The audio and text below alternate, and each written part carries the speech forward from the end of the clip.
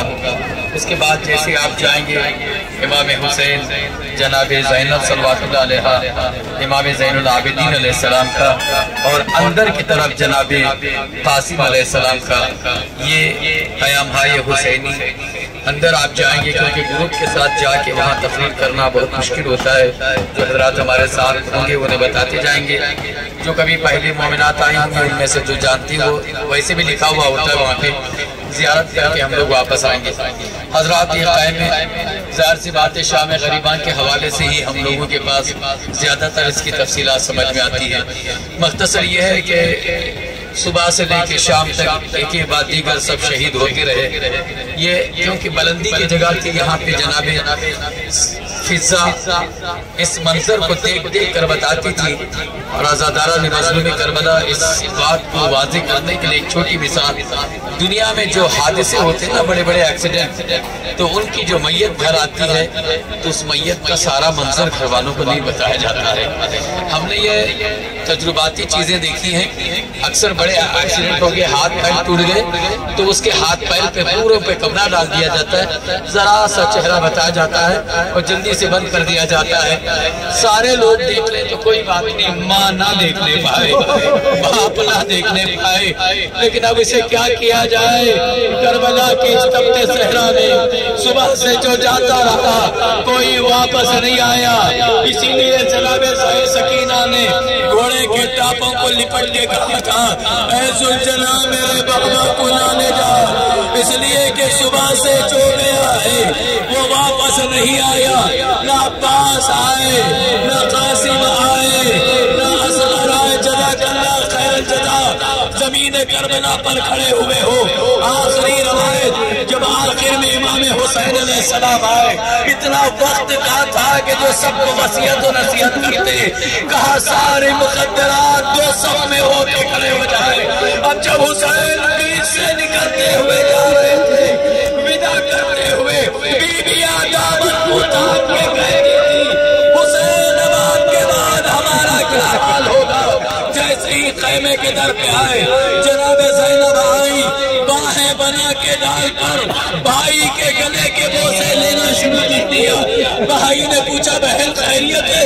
ہمیشہ پیشانی چومتی تھی، آج گلے کے بوسے لے رہی ہو؟ کہا بھائی میرے بابا نے وصیت کیا تھا کہ جب حسین وقت آخری رخصت ہونے آئے تو گلے کے بوسے لے لینا، اس کے بعد شمر کا تو تخنر چلے گا۔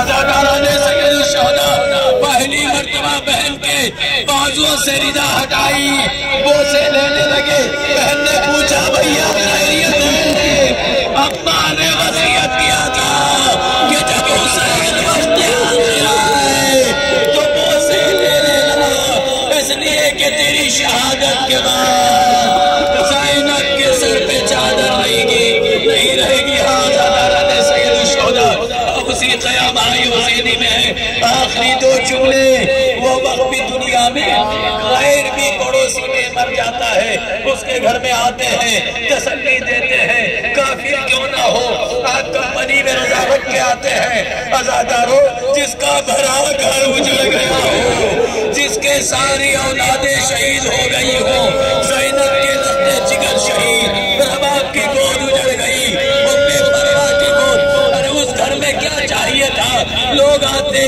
تسلی دیتے، مگر آئے زینب کبریٰ کہ جس کے یہاں ایک فوج آ تو رہی تھی مگر پرسے کے لیے نہیں، کسی نے گوشوارے چھینے میں، کسی نے چادریں چھینی، اور قیامہائے حسینی میں آگ لگی۔ جیسے جیسے آگ لگتی تھی بیویاں آگے بڑھتی جاتی تھی، اور جب قیامہائے حسینی میں آگ لگ گئی، سکینہ کے دامن میں آگ لگ رہی تھی۔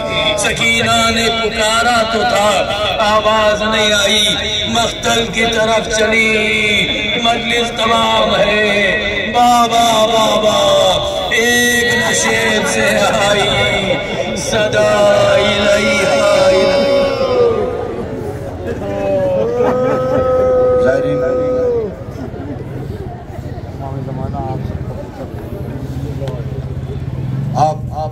अंदर खैमा खां में जाएंगे। सबसे पहले जो दो आप ज़रिया देखेंगे जो दीवार से लगी हुई हैं, वो मौला अब्बास की है। एक हिस्सा औरतों के लिए है, एक हिस्सा मर्दों के लिए है। उसके बाद जब आगे आप महमिल बनी हुई जो आप ऐसे देखेंगे दीवारों जैसे ऐसे गोल गोल शेड बने हुए, वहाँ अमारियों को बिठाया गया था। इमाम हुसैन अलैहिस्सलाम की सफ़र में जो अमारियाँ साथ में थी उसको वहाँ बिठाया गया था। उसके बाद आप अंदर की तरफ जाएंगे। मैं ये इसलिए बयान कर दे रहा हूँ कि अंदर आप लोग जाएंगे तो गर्दी भीड़ बहुत होगी, मैं बयान नहीं कर पाऊँगा। अंदर की तरफ जब सबसे पहले आप जाएंगे, सबसे पहले इमाम हुसैन अलैहिस्सलाम का खैमा, बिल्कुल उसकी पुष्ट पे जनाब ज़ैनब का खैमा। देखिए आपने इमाम हुसैन ने इंतज़ाम कैसा किया था, सबसे पहले मौला अब्बास को रखा, उसके बाद खुद थे, उसके बाद अपनी बहन को पीछे रखा। पर्दे का इतना एहतमाम था मेरे मौला को अपनी बहन का। रोज़े आशूर जब रिदार लुट गई, जब काफिला जाने लगा, नंगे सर इमाम हुसैन की लाशें जानी, इमाम हुसैन की लाशें तड़प गया। मैंने अपनी बहन को इतने पर्दे में रखा है, मेरे बहन के पर्दे की हिफाजत। उसके बाद ज़ैनुल आबिदीन अलैहिस्सलाम का चौथे इमाम का खैमा है। उसके बाद वो खैमे से आप बाहर निकलेंगे, आपके सीधे हाथ की तरफ जनाब कासिम का खैमा है।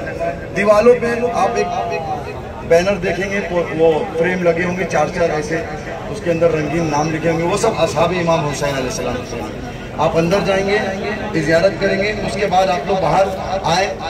रश बहुत है, हो सकता है कि कोई एक दूसरे से ना मिले, सब लोग एकदम सीधा जिस तरीके से आए हैं उसी तरीके से होटल वापस जाए। अगर किसी को हरम जाना है तो हरम चले। मौलाना अंदर साथ में है, मैं ये मेरी लेके होटल की तरफ जा रहा हूँ, असगर भाई साथ में है। आप लोग जिसको कुछ पूछना हो मौलाना साहब से पूछना, धीरे धीरे जाए, जेंट्स आगे से जाए, लेडीज सामने से चले जाए।